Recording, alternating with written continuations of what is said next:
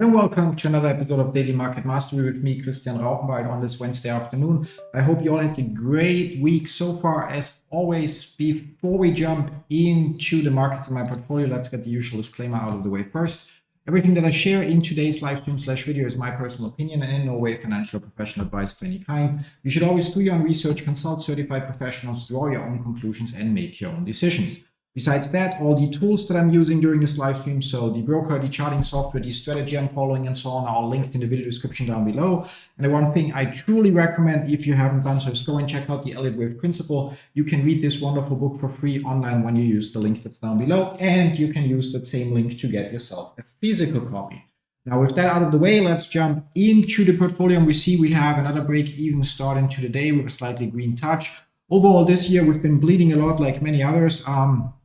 Although we're not as exposed to some of the markets or some parts of the markets like others, because our biggest position, as always or as for almost a year now, is our exposure in GameStop, where we by now hold 600 shares against which we keep selling covered calls whenever we have, or whenever the premium is good enough, or we feel like the premium is good enough. And with that premium, we also made some other plays that, unfortunately, many of them, as we can see, didn't turn out the way we wanted to. Some of those ideas are still alive, and for others, it's more like a kind of like a praying situation, although the exposure is relatively small, so that's why I don't care too much about it. Either way, we'll jump into the markets. As said, our biggest exposure still is GameStop. And for GameStop, we, as mentioned, reached the potential target area at the 78.6 retracement. So that for a three-wave corrective move could serve as the end of the correction. However, we don't have, in quotes, guarantee on that yet. We have to wait and see how this develops further.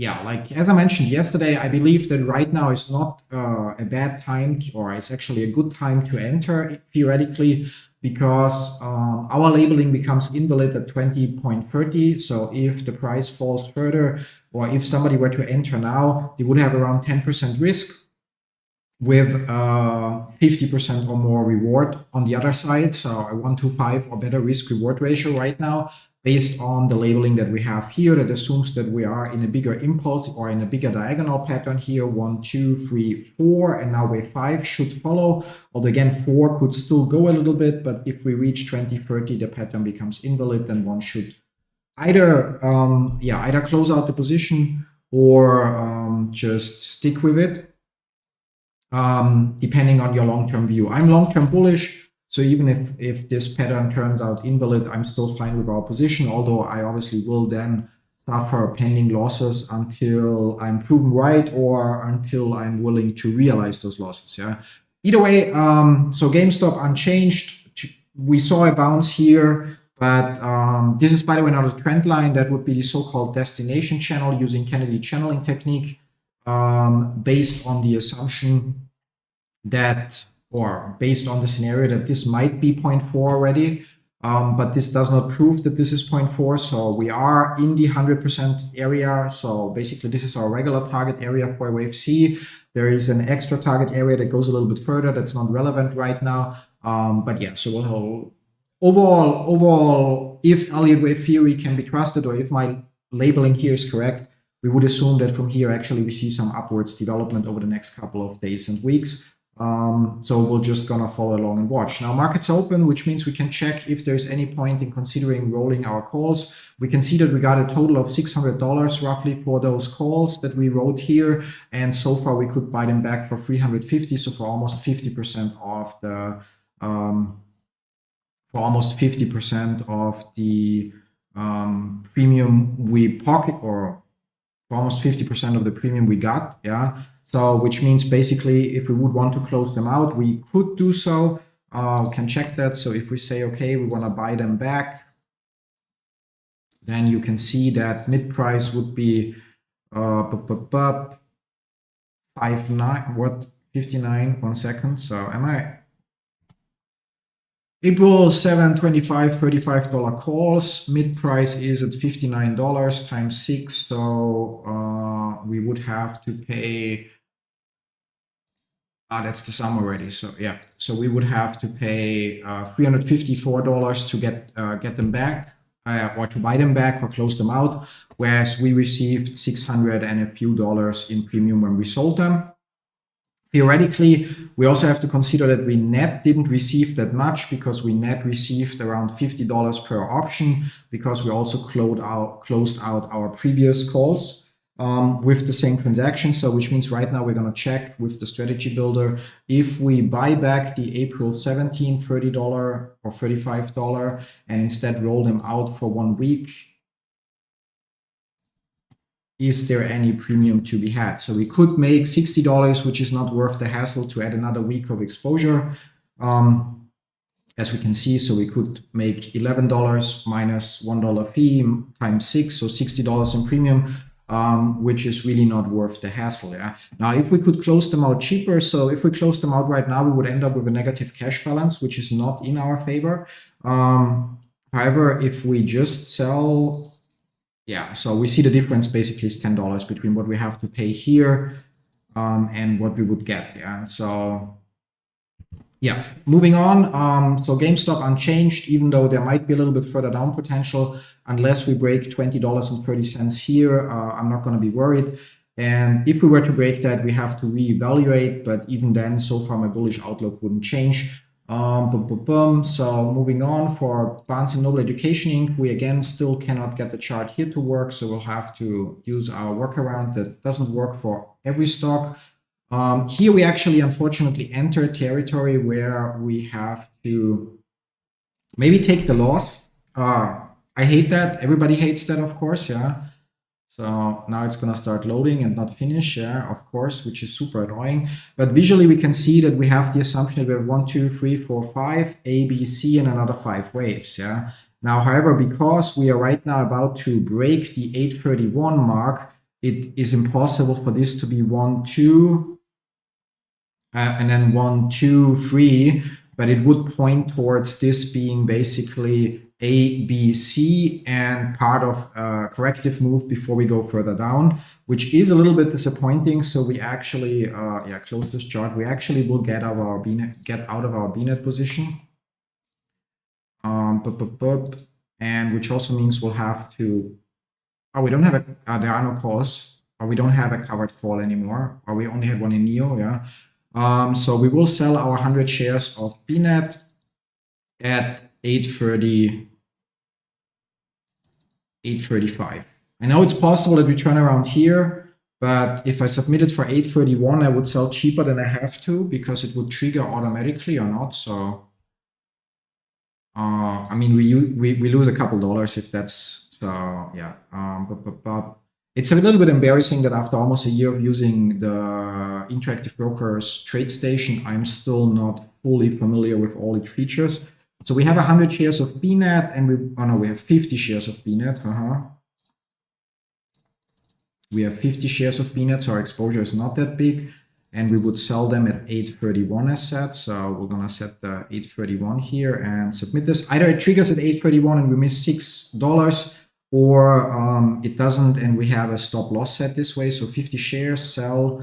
And there we go. It triggered at 831, of course. So therefore, we just gave $6 away, but we closed out our position. And with that, realized a small loss here in our BNet position. So open chart window. And again, now this window is also not working anymore. Great. Yeah. Anyway, we don't need BNet here anymore on the chart. So this looks to be one time where I got it wrong. Yeah. Yeah, it happens. Can't always be right. With that, we have a little bit extra cash freed up.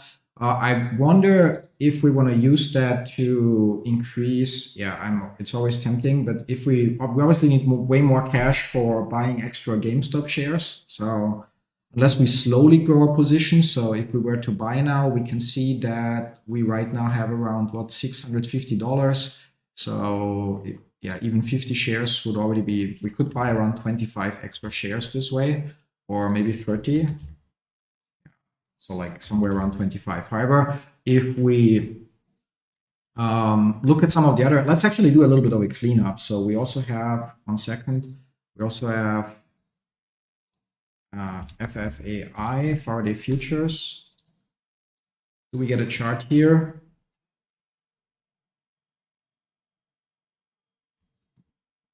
I mean, that position got completely obliterated. That was when I learned about selling cash secured puts, and you can see our average price for those 5 shares is $15.78, and we're now at 121. So we got some option premium, so it's not that bad or as bad as it looks. In between, there was also a reverse split and so on. Yeah, so it's not as bad as it looks. But if we were to actually sell those 5 shares, we get an astonishing $6. Yeah. Do we get a chart? Yeah, let's just close it out. I mean, this way we clean up our portfolio. Yeah, let's do this. Yeah. So we sell the 5 shares for the mid price, and with that we have that closed out. And Green Wave, there it's a similar situation. We hold a total of 400 shares, as you can see, for an average of $1.80, whereas now we're trading here. Yeah, we're also gonna close out that position. So it's not a lot, as we can see, so but it frees up some cash. So SunPower, there is no point in closing it out, or we cannot even, can I close it out? So sell position. Yeah, invalid input, your limit price. Yeah, so I cannot enter price because it's not listed anymore. Can I submit it like this?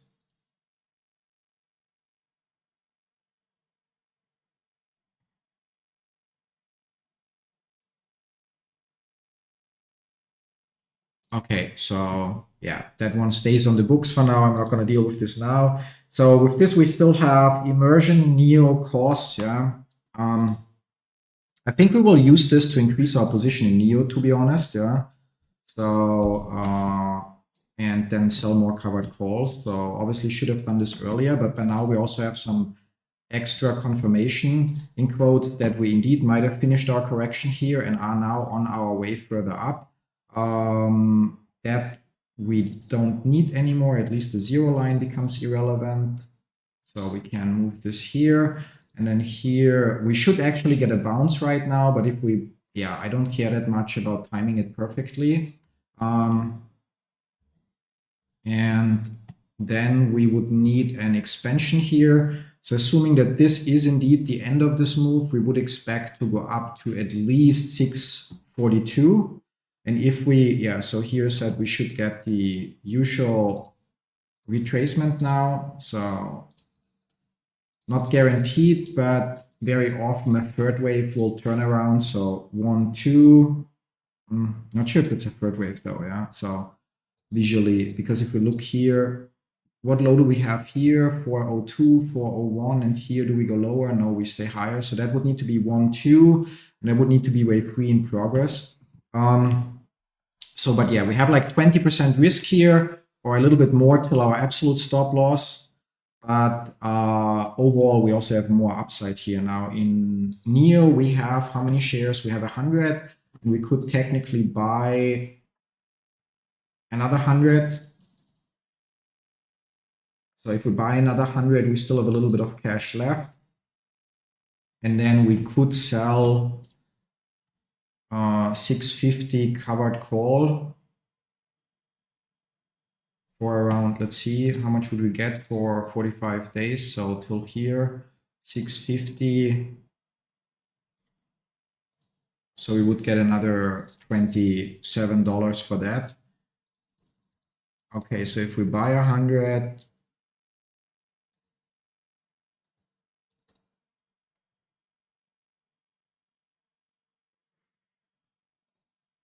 because there's no point in immersion, we're waiting for the correction to finish and the price is higher. So we expect that it could be finished here, but that it goes a little bit lower. And if we're wrong, there's way more downside. So there we have 50% or more risk. So till down here. And in NEO, in comparison, I mean, the earnings were good. It's possible this is just part of a corrective wave and we start moving down further, and our eventual stop loss would be at 363. But overall, we have a clear impulsive pattern, a very, very annoying correction. So actually, this would point towards a lot of upside. So we're going to go with NEO here. So again, NEO 100 shares for $520. Although we have a total of 600, 700 something. So maybe, yeah, 150 shares doesn't bring anything. So because we cannot write a call against it. So we buy the shares. With that, we have 200 NEO shares, and we already have the April 17. Okay, let's do this slowly. So we have the April 17 $7 call that we would have to buy back. And then we can go to April 25, and there we go with the 650 call and basically sell 2 of those. And that gives us a mid premium of $35. It's not that much, but still, so it's still extra money. So this way we close out this call here and instead have 2 calls sold against our 200 NEO shares for 650 with April 25 that we're going to mark on the chart. So general vertical line, extended vertical line. So what did we say? April 25. So here, and extended horizontal line at 650 was what we said. Yeah, so 6.50. So basically we're speculating that the price stays lower than this until here. We have said our minimum target area begins here. If the price obviously shoots higher until then, so be it. We get our shares called away at around 650. Our average price for our NEO shares is now 585. So we pocket around 30, a little bit more than 30% profit on the shares. Plus on top of that, we made a little bit of extra money from the different NEO covered calls that we wrote along the way. So yeah, obviously could have cut some positions sooner. Barnes & Noble Education Inc. is not that. It's just that our pattern potentially became invalid. As said, we also closed out. So now we only have immersion cost, NEO, and GameStop left. So we have to update that here. NEO cost, immersion, green wave, remove, and that we remove. So, and basically from a value perspective, the biggest one is GameStop, followed by NEO, followed by Cross, followed by Immersion. So can we order them like that? GameStop,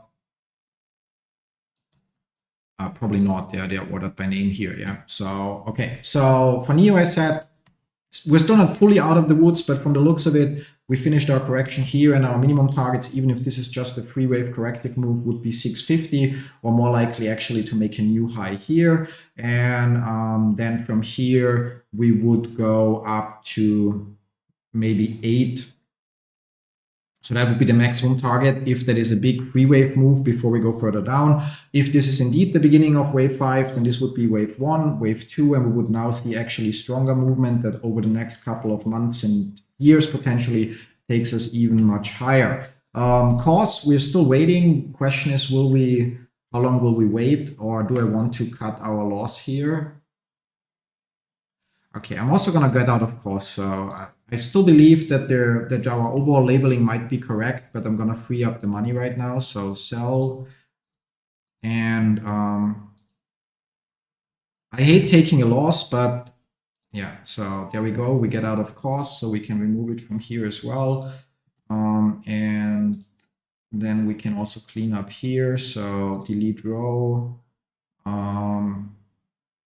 Immersion, we still have hope, so that's okay. Green wave we can delete. Friday we can delete. Barnes & Nobles we can delete. So we have GameStop, immersion.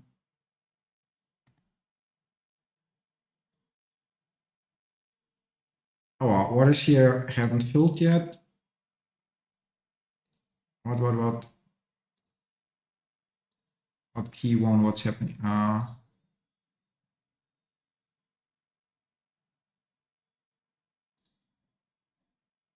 Oh, that one I have to cancel. Obviously, we don't have that position anymore. That was our sell order to, and that for course mid. Okay, update just filled. So we got rid of course. So we have immersion, NEO, GameStop, immersion, NEO, GameStop. Okay, that's cleaned up, and immersion, NEO, GameStop. So we freed up some extra cash again, and with that we can now maybe increase our position further. So we have now again another $500 that we can basically throw in there and buy another 100 shares. So, and against those we can then again sell another covered call, and we have the April 25 650. So April 25, yes.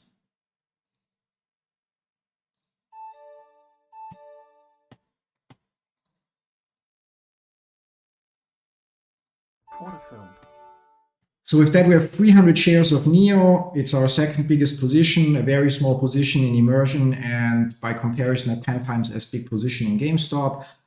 We took some losses today. We still have some cash balance left. It's not a lot, but this way we now have covered calls in NEO that right now have 45 days till, or 44 days till expiration. And we'll keep an eye on them and roll them as needed, or just let them expire and take eventually a profit for a change. And additionally, we have our GameStop position, and that one we also will wait about. So that actually narrows our portfolio down quite drastically. We still have obviously our crypto positions, although our exposure there is not that big. Considering everything I said, it's possible that this will be a big corrective move, and we'll actually have to, or if we get a recovery here, we would get out of our Bitcoin position, because then there would be a further decline. If we don't get a recovery, we just hold on to it, because even though there might be quite the worst case retracement that we put on the chart would bring it down to $10,000 per Bitcoin, which would be like a 90% loss on our small position. But even that, I'm young enough to sit through or sit out. So yeah, I think as for the rest, I honestly am not really in the mood to look into anything else. There are no requests in the chat to look into anything specifically. Yeah, might turn out to have been a mistake to get out of some of the positions, but this way, I mean, to be fair, in costs, we were not sure about the pattern anymore, because what initially looked like 1, 2, 3, 4 with a promised wave 5 suddenly turned out to be basically a 3-wave move with further downside. And in Barnes & Noble Education Inc., we pretty much approached the point where the labeling would also point towards 3-wave move with further downside. So while neither the entries there were ideal nor the exits, to be honest, I think it's better to cut the loss. With NEO, of course, there could now be more retracement, especially if this is 1, 2, 3 of some form. Yeah, although it's hard to see this as 1, 2, 3. And we would have to get out if we reach 360. So we also have some capital at risk here, but it's not a fortune. And if we're right, however, and even if we're partially right, and that is a 3-wave move as A, B, C, we should get up till here. Worst case, technically we could get out at 394. So that's basically giving up 20. So we have a 20% risk on our portfolio there. So like $300. Yeah. Which we would survive if we have to make that cut. And if we're right, however, we should from here, as said, have a 50% upside or more. And even if it happens drastically and the options go in the money, then so be it. We miss out on some extra profit, but we make some profit and we free up. Double check again. Our average on NEO is $5 pretty much, so around here. And so we'd free up some of our capital and probably redeploy it in GameStop as well. And for immersion, as said, we are waiting for, like how this plays out. Again, the correction could go to the 61.8 retracement, which is what I would expect, to be honest. But it's also possible that we already turn around here. So buying here right now, just didn't make as much sense to jumping into NEO or increasing our NEO exposure. We obviously should have already done that yesterday or the day before or so on, but hindsight is always 2020. Anyway, that's it for today. So I hope you were able to take something away from today's stream. As always, if you have questions or so, feel free to join the next episode and then just ask your questions during the stream. And with that, I wish you all a pleasant rest of the day, and then see you all tomorrow with another episode of Daily Market Mastery. Till then, bye-bye.